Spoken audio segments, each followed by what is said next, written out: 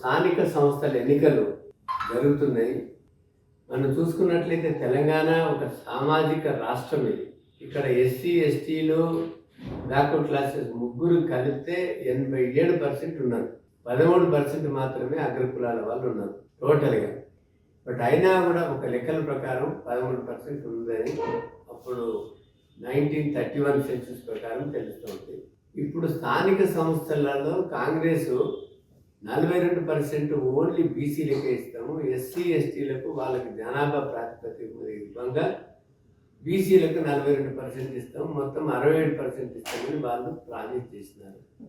67% ఇస్తామని వాళ్ళకు అన్ని కూడబలుకొని అబద్ధాలు ఆడి 2 చట్టాలు అయితే చేసినారు. గవర్నర్ ఆమోదం పొంది కేంద్ర ప్రభుత్వాన్ని పంపించినారు. కానీ అక్కడ ఏ రకమైన ఒత్తిడులు తేవకుండా కొంతమంది బీజేపీ పోషించే సంఘాలు ఉన్నాయి, కొంతమంది కాంగ్రెస్ పోషించే సంఘాలు ఉన్నాయి.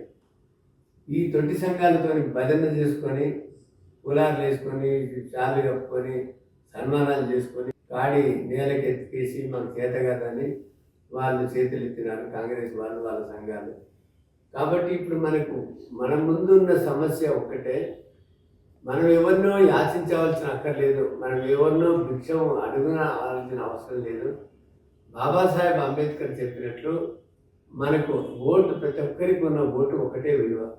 వాడు కోటీశ్వరుడు కానీ భిక్షగాడు కానీ కూలీ నాది చేసుకుంటే ఏ వృత్తులు చేసుకున్నా కూడా ఒకటే రకమైన విలువ ఉంటుంది. కాబట్టి ఈ ఓటుని వాళ్ళు కొని వాళ్ళ అధికారం సంపాదించుకుంటున్నారు. కొన్ని బీసీలు లేని గ్రామాలు కూడా ఉన్నాయి, కొన్ని బీసీలు లేని